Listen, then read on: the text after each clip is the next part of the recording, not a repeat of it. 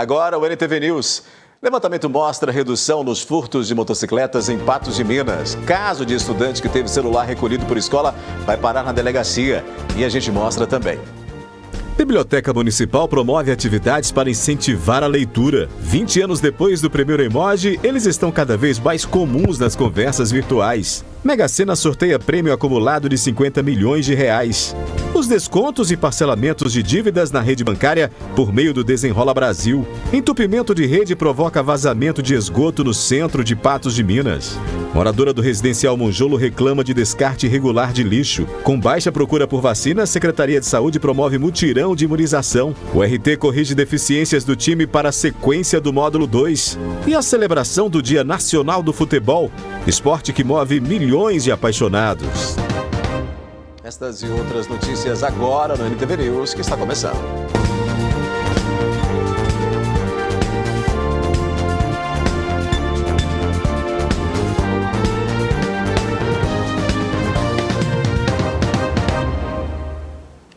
Levantamento feito pela Polícia Militar mostra que a quantidade de ocorrências relacionadas a furtos de motocicletas no primeiro semestre deste 2023 é menor do que a registrada em igual período do ano passado em Patos de Minas. No primeiro semestre de 2023 foram registrados 31 furtos de motocicletas em Patos de Minas, número menor em comparação com o mesmo período em 2022, quando foram registradas 52 ocorrências deste crime.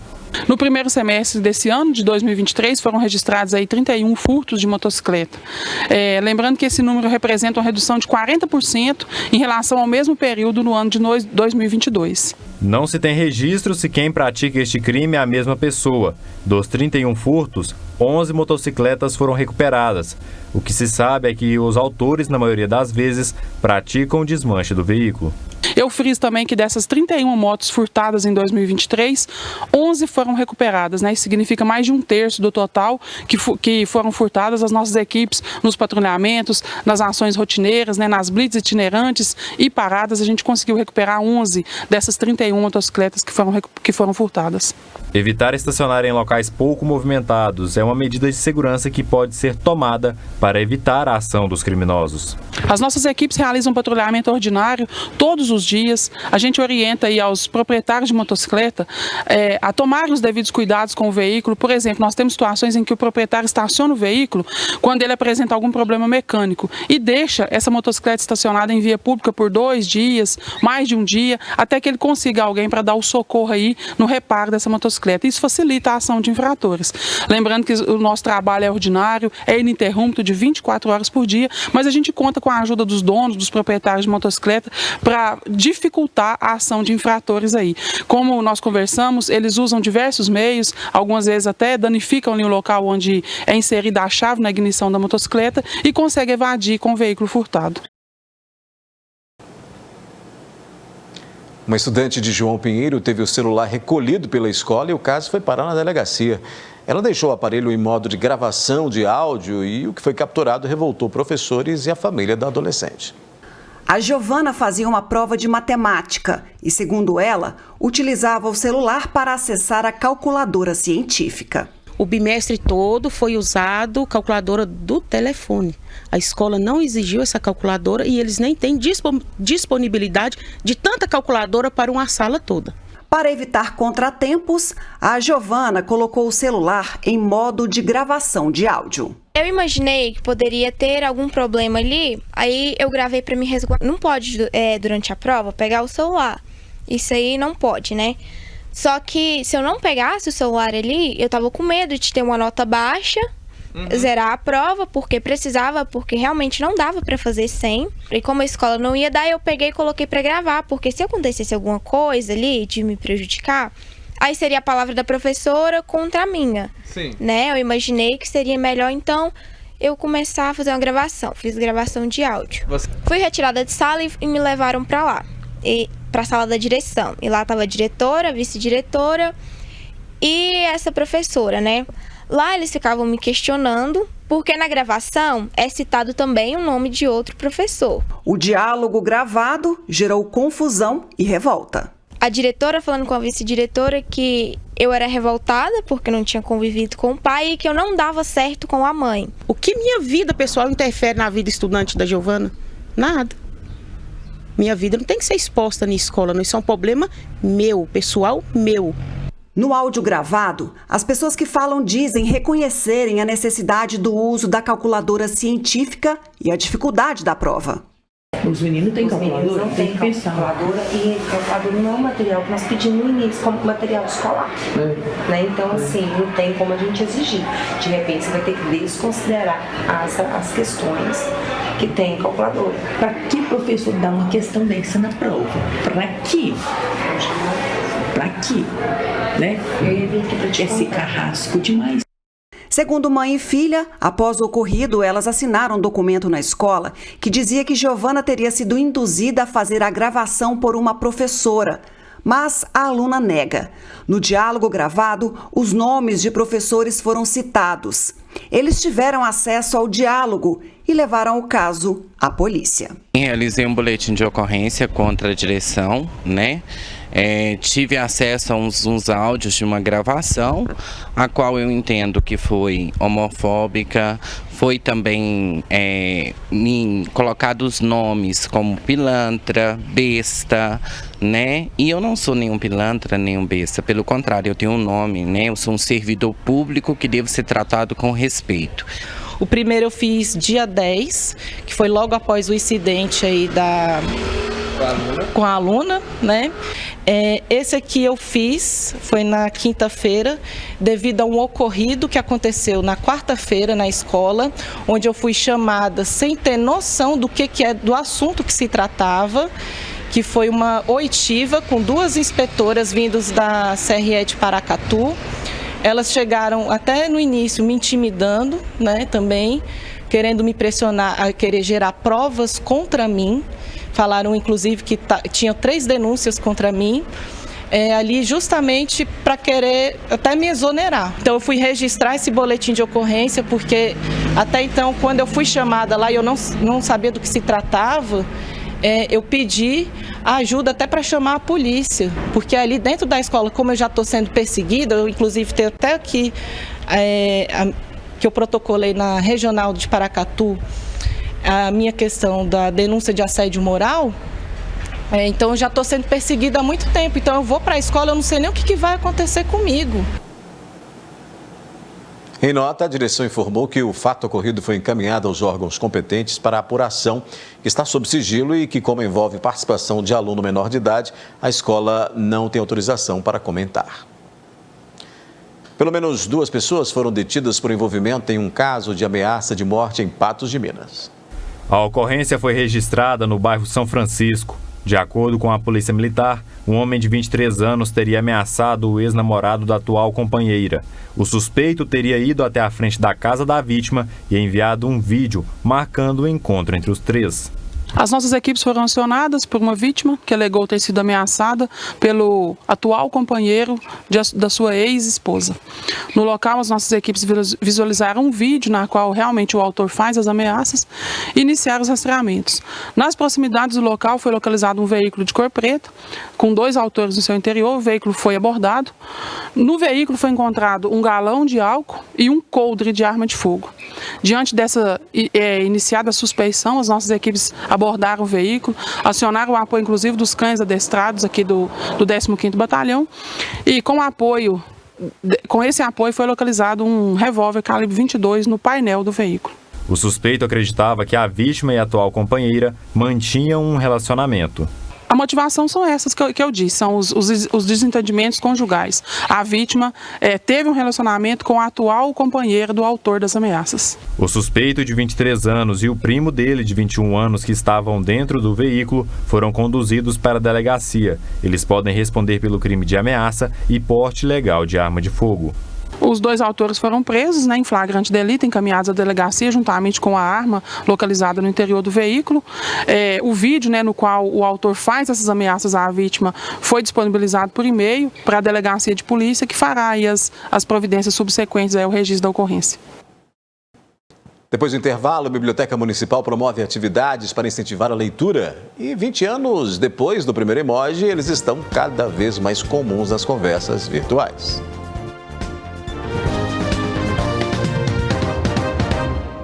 Durante este mês de julho, para incentivar a leitura e proporcionar atividades durante as férias, a Biblioteca João 23 está promovendo o evento Viajando nas Asas da Cultura.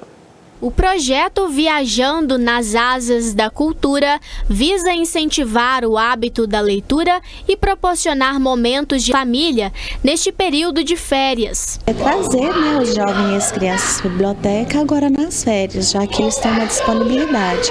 Porque quando nós fazemos as contações, às vezes eles estão no período letivo e eles não têm essa disponibilidade. Às vezes os pais programam as férias no mesmo momento para ficar com as crianças e com os filhos, então eles têm essa janela do tempo para poder estar vindo com eles e aproveitar para poder emergir nesse mundo da cultura. Até aproveitar para fazer o convite para a comunidade, porque as nossas atividades elas são abertas à comunidade, ela não exige inscrição prévia, é só entrar no nosso Instagram, no Instagram da Prefeitura, onde está colocada toda a nossa agenda, e aí tendo a disponibilidade de horário para aquela data e horário, ela pode vir sem precisar fazer uma inscrição ou fazer um agendamento e vir participar conosco. Iniciando com uma contação de histórias do livro Cavalinho Azul, a ação contará com atividades de artesanato e até sessão de cinema.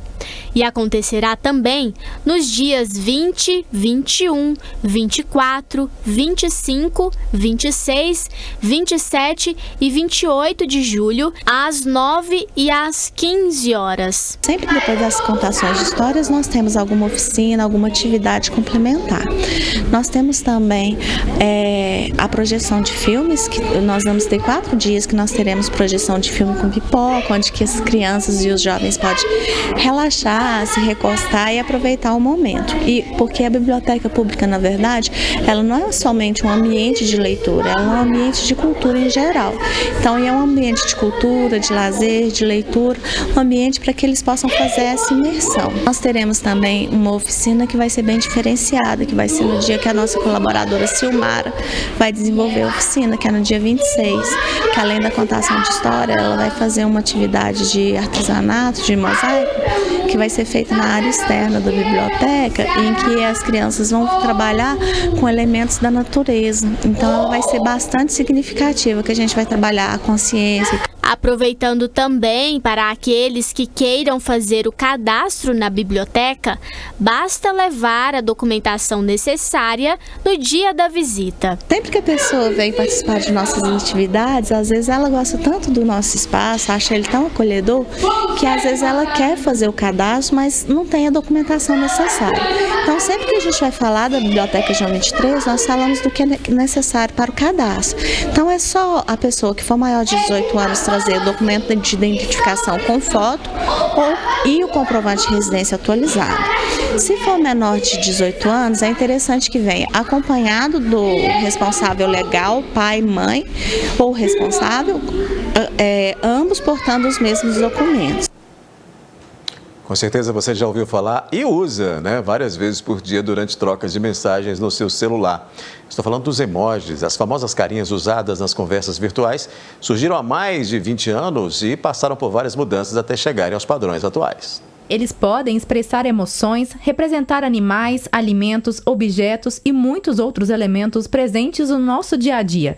Usados em redes sociais, aplicativos de mensagens e e-mails, os emojis entraram na nossa vida há cerca de 2 décadas e é difícil imaginar uma conversa online sem eles. A nossa comunicação cotidiana, ela não se dá somente por meio de palavras, Nós usamos frequentemente gestos, nós abanamos a cabeça para concordar, para discordar, nós usamos sorrisos, os olhares, expressões faciais em geral. Na comunicação online, na ausência desses elementos, os emojis eles cumprem um papel importante por complementar essa linguagem verbal. Além disso, os emojis eles são excelentes recursos para uma comunicação rápida. Então, muitas vezes, um emoji ele comunica né, diversas ideias e diversos sentimentos. O primeiro emoji foi criado em 1999 por um designer japonês para uso entre adolescentes em pages e celulares. Entre os desenhos, inspirados em mangás e pictogramas, estavam expressões faciais simples e fenômenos climáticos. Hoje já são mais de 4.000 emojis disponíveis na internet. Este, de uma carinha derretendo, foi eleito o mais representativo de 2023. O ícone tem sido usado para representar momentos embaraçosos como vergonha, pavor ou sensação de opressão. E falando nisso, quem nunca se sentiu constrangido ao enviar um emoji e ser mal interpretado? Eu mandei aquela luazinha com a carinha preta, né? E aí, eu queria, beleza, então tá. Aí a pessoa achou que eu tava sendo meio que safado, né? Vamos dizer assim, né? Eu mandei um emoji uma vez, que assim, minha amiga mandou uma foto de um prato, e aí eu mandei aquela foto de... Sabe quando é, fazendo uma carinha meio, sabe, eu queria estar aí comendo, a intenção era falar, eu queria estar aí. Ela falou assim, você não gostou, você achou nojenta a comida? Mesmo o conjunto de emojis disponíveis nas plataformas sendo o mesmo no mundo todo, a interpretação dos ícones em uma conversa pode variar por conta das diferenças geracionais e culturais. Isso pode ser uma diferença de entendimento, de compreensão, né, do sentido que se quis transmitir com aquele emoji naquele contexto, mas também pode decorrer de diferenças culturais, regionais, né? A carinha chorando de rir é o emoji mais usado no mundo todo. Nas ruas também é fácil encontrar os ícones que mais geram confusão. Principalmente aquele do olhinho triste lá. As pessoas sempre acham que é, por exemplo, pedindo alguma coisa, ou então triste, mas é só... Eu uso ele como se fosse rezando, mas dizem que ele é mesmo um hi-fi. Assim como a linguagem humana evoluiu desde as pinturas rupestres, os emojis também acompanham as mudanças na sociedade. Além de enriquecer a nossa comunicação, hoje também cumprem uma função social. Toda linguagem, né, ela é dinâmica e ela está sempre em evolução. Então, dessa forma, é natural que o avanço das tecnologias digitais nos traga novas formas de comunicar. Não se trata de uma evolução ou de uma regressão, mas de adaptações decorrentes dos novos elementos que vão surgindo, né, de acordo com as novas demandas trazidas aí pelos avanços tecnológicos. Nós temos hoje demanda por emojis que representam, que estejam mais representativos ou culturalmente inclusivos, né, que represente uma ampla variedade assim, de questões regionais, locais, culturais, identidades, por exemplo, como a opção de você escolher a cor, ou a demanda de inclusão de gênero, emojis representando diferentes estruturas familiares, né, diferentes culturas. Então, assim, a tendência é que permaneça por um tempo esse tipo de linguagem. Agora, daqui a muito tempo a gente não sabe como que isso vai evoluir. A linguagem não verbal, ela faz parte da comunicação humana desde sempre. Então, assim, a gente pode garantir que continuaremos ter essa mesclagem de linguagem verbal e não verbal. Isso nunca tinha acontecido. E agora o Alex está querendo formatar o celular. Se o Alex formatar o celular, o nosso mundo vai ser apagado. Eu não vou tentar fugir. Eu cometi um erro. Eu vou resolver isso. Mandar um emoji para você de casa. Em instantes aqui no News, Mega Sena sorteia hoje prêmio acumulado de R$50 milhões. Os descontos e parcelamentos de dívidas na rede bancária por meio do Desenrola Brasil.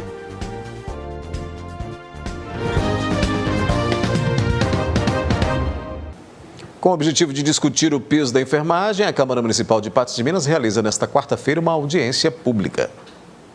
Câmara Municipal de Patos de Minas, com audiência pública nessa quarta-feira sobre o piso nacional da enfermagem, técnicos de enfermagem e parteiras, né? A gente vai bater um papo aqui para a gente conversar com o José Eustáquio, que faz parte da Comissão de Saúde Pública e Bem-Estar Social, né, José Eustáquio? Eustáquio, essa audiência pública acontecendo aqui, o plenário cheio, a casa cheia, qual é o intuito maior dessa audiência pública? Em primeiro lugar, eu cumprimento a todos vocês, né, que estão nos vendo, nos ouvindo. É um prazer novamente falar com todos. Bom, o intuito principal do convite, né, da convocação para ter essa audiência pública hoje é tratar do assunto do piso salarial.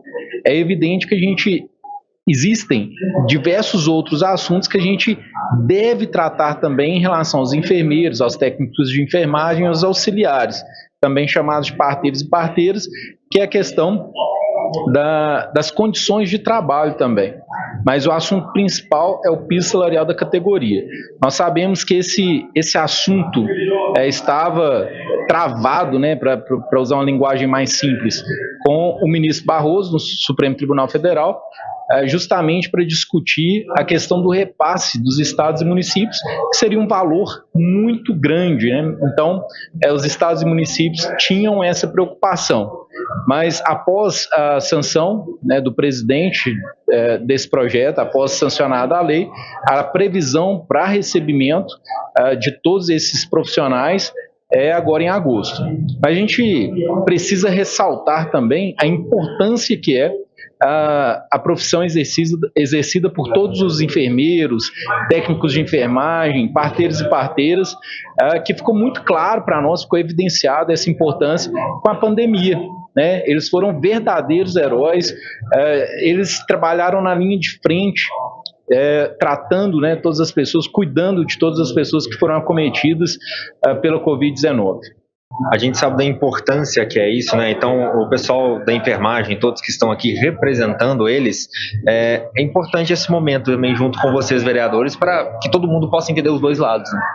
É importantíssimo esse momento, é importantíssimo ter a Casa Legislativa com a presença maciça de vários enfermeiros e técnicos de enfermagem, uma vez que a Câmara Municipal é a casa do povo. A gente precisa ouvir todas as classes, a gente precisa debater diversos assuntos que hoje é um assunto extremamente importante para o debate, e a gente precisa ouvir sugestões, ideias e tudo mais que todos possam contribuir com esse debate. Bom, vai acontecer aqui, está acontecendo na Câmara Municipal de Patos de Minas, esse debate, nessa audiência pública, para falar sobre o piso nacional da enfermagem, técnicos de enfermagem, parteiras sobre a lei número 14.581, de 11 de maio de 2023, audiência pública acontecendo aqui na Câmara Municipal. Luiz César, para o jornalismo da NTV. A Mega Sena sorteia nesta quarta-feira o prêmio acumulado de R$50 milhões. Daqui a pouquinho, né? Leva essa bolada quem acertar as 6 dezenas do concurso 2612. Em Patos de Minas, os apostadores já planejam até o que fazer com a bolada. Com um valor tão alto a ser sorteado, alto também se torna as expectativas de quem sonha com esse dinheiro. É muito dinheiro, né? É muita coisa. Acho que eu guardaria, né? Muito dinheiro, porque é muito dinheiro, ajudaria bastante gente e compraria bastante imóvel. E viajaria bastante, que eu acho que todo mundo merece gastar um pouco também, né? Eu comprava uma terra. Comprava. Eu ia só ficar na roça lá, pôr um gado lá e ficar curtindo lá. Eu acredito que realizaria alguns sonhos atrasados e ajudaria algumas pessoas que eu tenho na cabeça. E quando se fala em jogos de sorte, cada um tem a sua maneira preferida de apostar. Seja através de superstições ou aleatoriamente, o importante é ter esperança nos números escolhidos. Eu pego placa de carro. Vou escolhendo placa de carro e vou pelos números, né? Eu tento as placas de carro que eu vejo e falo, vou jogar aquela ali hoje e vou catando os números. Aí eu chego lá e eu jogo os números placa de carro, não sei por que não. Só esses números mais difíceis, 7, 27, 37, Eu não teria um método específico, mas tem alguns números que eu considero especiais. E quais são esses números? O 7, acho que é importante, um número que aparece constantemente na Bíblia. E também acho que a data do meu aniversário é muito importante para mim. Seriam alguns números que eu chutaria, arriscaria. O sorteio acontece às 8 horas no Espaço da Sorte, em São Paulo, e conta com transmissão ao vivo pelas redes sociais da instituição. Dá para pagar muita conta, né?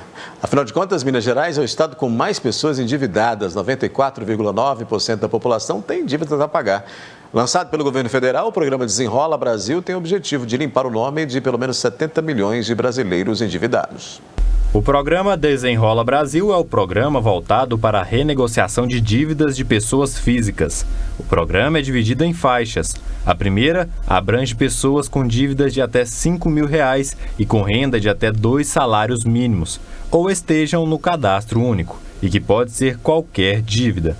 Já na segunda etapa, somente entram dívidas bancárias. Na segunda-feira, dívidas bancárias de até R$ 100 foram extintas. As dívidas contraídas em nome de CNPJ, não podem, ser renegociadas aí no âmbito do programa. Essa pessoa física, ela deve, receber aí, ter declarado uma renda mensal de até, no máximo, 2 salários mínimos.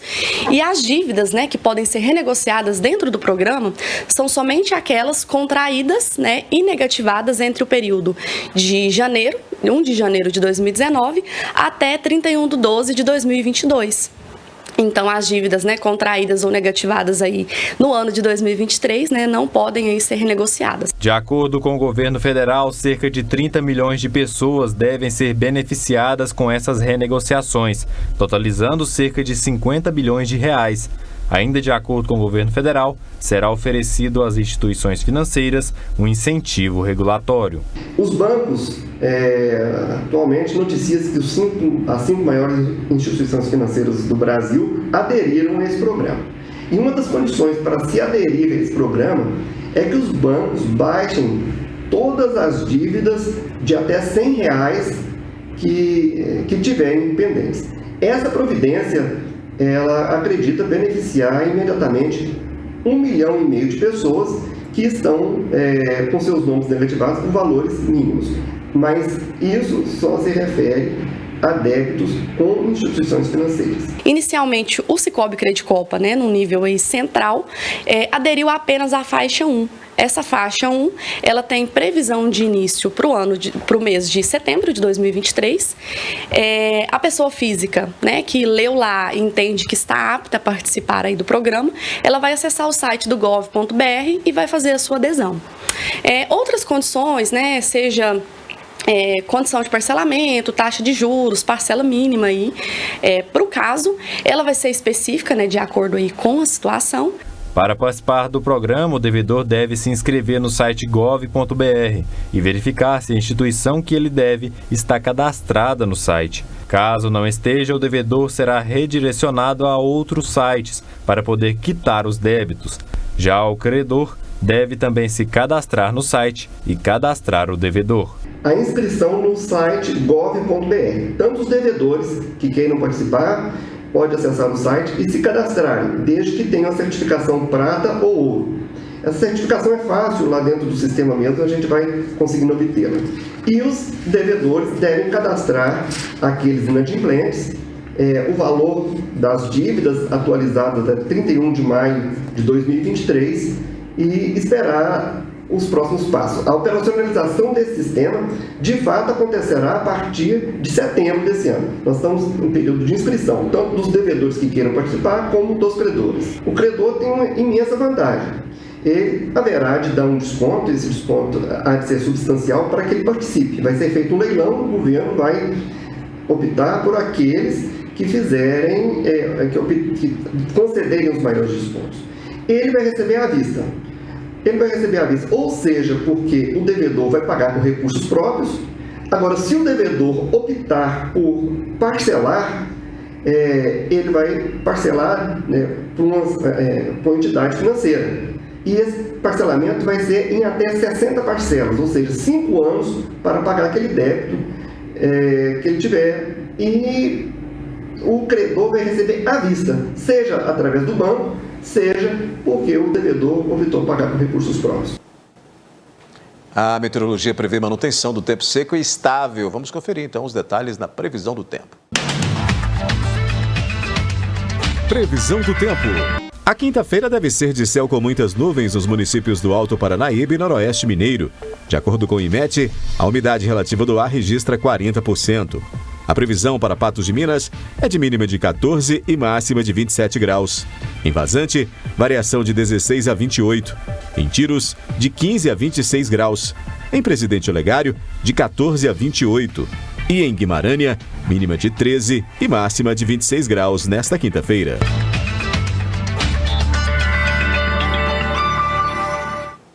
Daqui a pouco, moradora do residencial Monjolo reclama de descarte irregular de lixo e entupimento de rede provoca vazamento de esgoto no centro de Patos de Minas.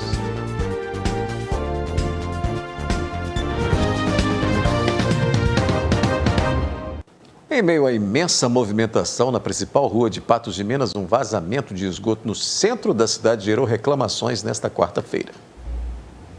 As imagens mostram um vazamento de esgoto em um bueiro localizado na calçada da rua Major Gotti, em frente a uma agência bancária. É possível ver o momento no qual a tampa deste acesso é empurrada pela pressão do vazamento dos resíduos líquidos. O esgoto escorre pela calçada, provocando transtornos relacionados ao mau cheiro e passagem de pessoas pelo local. O líquido segue pela rua Major Gotti e empoça em alguns pontos, chegando a escorrer também pela rua José dos Reis, que dá acesso ao pronto-socorro do Hospital Regional e a uma agência da Caixa. O vazamento de esgoto atinge ainda este estacionamento destinado a motocicletas. Esta não foi a primeira vez que essa situação ocorre. A Copasa informou que técnicos da companhia eliminaram o extravasamento de esgoto na rua Major Gotti na tarde de hoje e que higienizaram a rua na sequência. A companhia diz ainda que a situação foi decorrente do entupimento da rede coletora por objetos sólidos. O descarte irregular de lixo continua sendo motivo de reclamações em Patos de Minas. Antônia da Silva, moradora da rua Manuel Cândido Naves, do bairro residencial Monjolo, não está nada contente com os entulhos acumulados que fica ao lado da sua casa. Que é muito caro, se demorar muito vai entrar dentro de casa, né?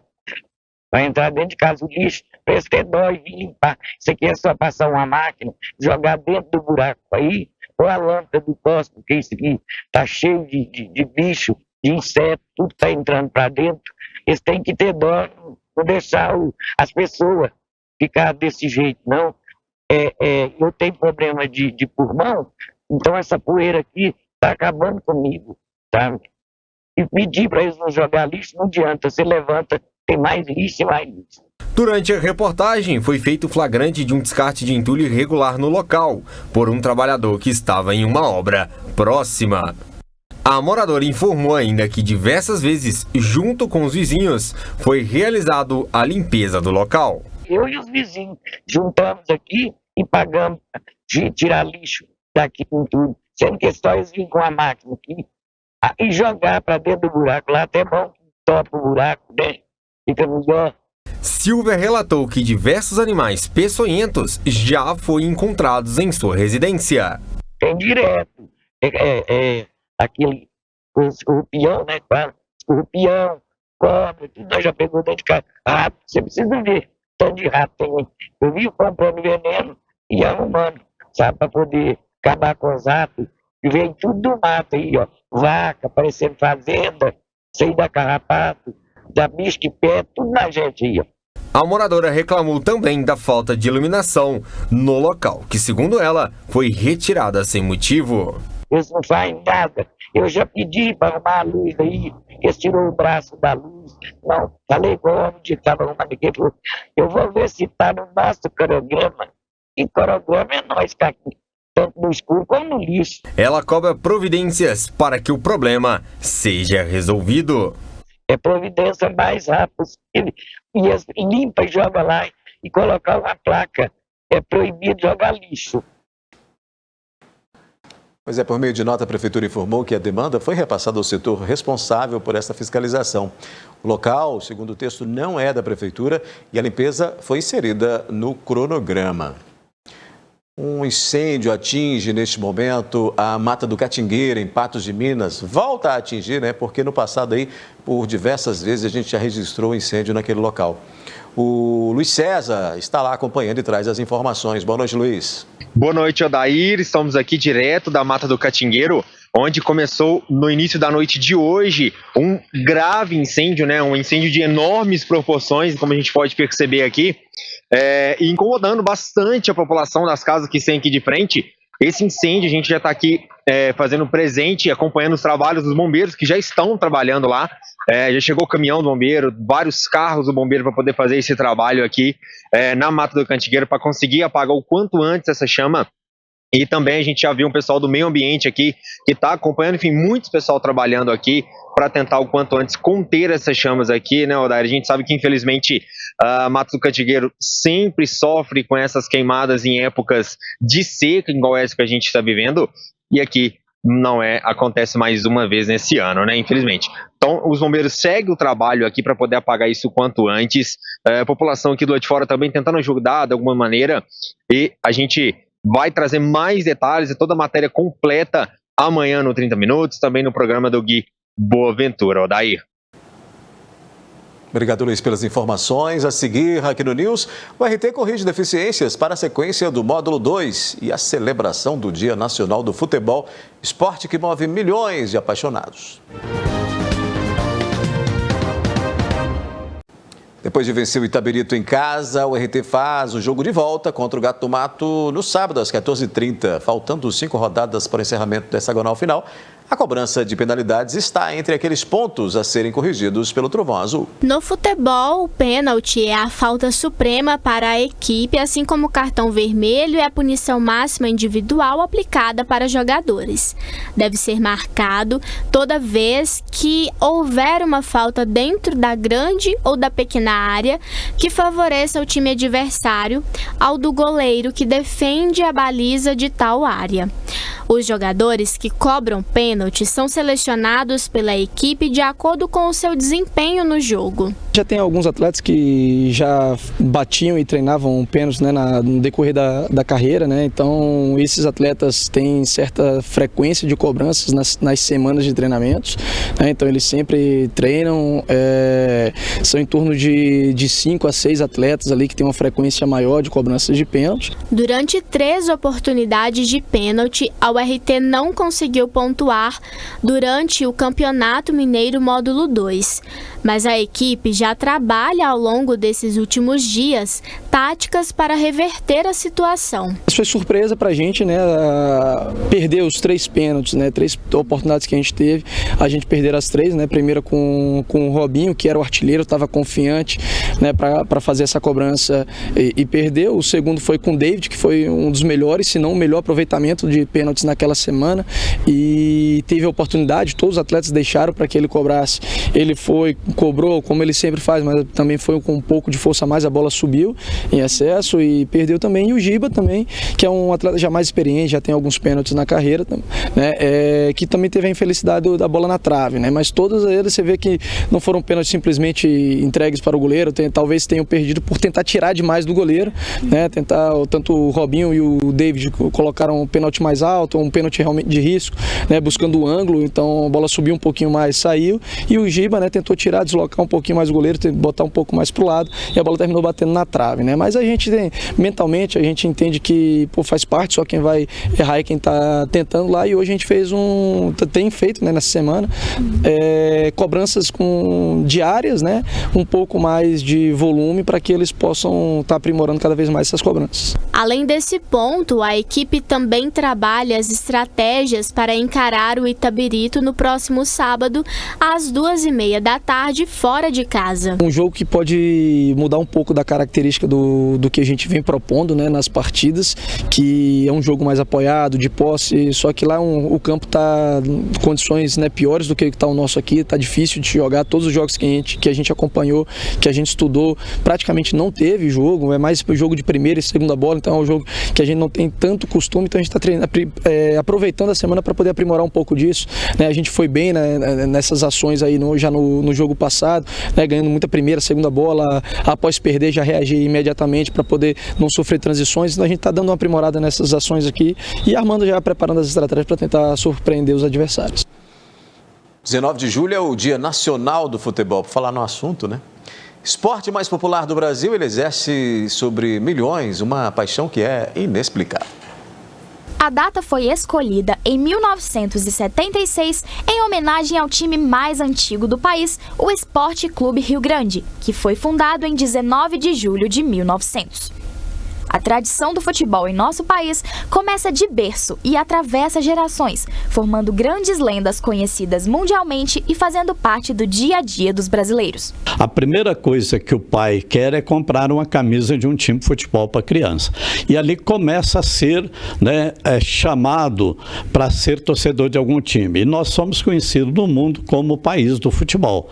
Por quê? Porque o Brasil foi, hoje não é mais, mas foi um dos países que mais se jogou o bom futebol, que mais praticou o bom futebol em todo o mundo. Tanto é verdade que nós somos 5 vezes campeão do mundo, né? A única seleção do mundo 5 vezes campeã do mundo. E se você levar em conta, o brasileiro é esse pessoal tão alegre, né, tão positivo em tudo isso se deve muito também ao futebol. Seu Elcio é considerado um dos pioneiros do futebol patense. Ajudando a fundar vários clubes e jogando em alguns deles, sua história se cruza com a do esporte de uma forma inseparável. Além de amar a bola de todo o coração, sempre incentivou seus filhos a continuarem a tradição. Desde de 15 anos que eu milito no futebol, eu pude fazer muita coisa. Eu fui presidente da Liga por 4 mandatos, realizei os melhores campeonatos de futebol da época, e eu acho que falta, assim, pessoas mais assim que abnegadas que possa assumir assim esse trabalho. É difícil, o trabalho hoje é muito mais difícil do que antigamente, mas eu posso dizer que eu sou uma pessoa realizada. Eu tive um filho que foi atleta profissional da Ponte Preta, ele saiu daqui com 14 anos, ele ficou 23 anos na Ponte Preta. Meu filho, o Thales, também é muito ligado ao Mamoré, né? Ajuda muito o Mamoré, sempre ajudou e sempre vai ajudar. E o mais novo também é muito ligado ao esporte, mas é mais na base, no basquete, handball, né? Mas eu posso te dizer que eu vivi o esporte, o futebol, com afinco. E às vezes a minha esposa agora até tem entendendo futebol, que ela assiste os jogos comigo, sabe? E tem dia que eu vejo 3, 4 jogos assim, dia domingo, né? E ela acha interessante, mas tá no sangue. Durante a sua vida, ele ajudou a fundar também alguns campeonatos dentro e fora de Patos, começando aí uma nova paixão, sua coleção de camisetas de time. No total, seu Elcio acumula hoje mais de 400 exemplares. Consegui fazer em Patos de Minas uma coisa inédita, que é a Copa Internacional de Futebol Mirim, que vinham times da Argentina, do Chile. Eu consegui trazer numa Copa 3 equipes do Chile e uma da Argentina. E clubes escolinhas do Brasil todo, Balsas do Maranhão. E nessa Copa, cada equipe me trazia uma camisa, né? Equipes de Brasília, o Guará de Brasília, o Goiás Esporte Clube teve numa Copa nossa aqui em Patos de Minas, a equipe era sub-13 e sub-15 do Goiás, e a gente pôde contar naquela época com grandes pessoas. O treinador da seleção brasileira feminina, o Paulo Gonçalves de Goiânia, esteve aqui com a equipe. Solon também relata suas experiências com o esporte, que desde tão cedo fez parte da sua rotina e dos seus planos de carreira. Desde jovem eu comecei jogando futebol, né? Vi que não ia dar nada no futebol e acabei virando árbitro de futebol. E nessa função de árbitro de futebol, eu da Liga Patense fui para a Federação Mineira de Futebol, e daí também eu acabei entrando, né, nesse ramo de ser comentarista esportivo. E acho que o esporte, o futebol, o esporte no geral, ele aproxima as pessoas, né? É a única atividade no mundo que aproxima as pessoas, independente de você torcer para um time ou para o outro, você acaba debatendo e fazendo um debate muito saudável e convivendo, inclusive, com os divergentes, né? Por estar tão enraizado na nossa cultura, é muito importante que as tradições sejam passadas através de gerações. Em um mundo onde o esporte é cada vez menos valorizado e as mídias sociais tomam conta da vida das crianças, é essencial que os pais incentivem a prática e a vivência do futebol e demais esportes para seus filhos. Precisa voltar a ter esse incentivo através das famílias, dos pais, das mães, tirar um pouco a criança de dentro de casa, fazer com que, além da escola, ela tenha uma atividade esportiva, e nesta atividade esportiva, não só na atividade, né, que você movimenta o corpo, por exemplo, você pode ensinar uma criança, por exemplo, jogar xadrez, né, é cognitivo e a incentivo, inclusive, para que você tenha a memória um pouco mais ativa. Então, tem tanto tipos de esportes que você pode incentivar a criança para que saia do dia a dia do celular. E para todos os amantes do tão apaixonante esporte, um feliz Dia Nacional do Futebol. E viva o futebol, né? Viva essa paixão nacional brasileira e mundial. NTV News terminando, volta amanhã às 19 horas. Mais cedo a gente se encontra no 30 Minutos. Um abraço, boa noite, até lá.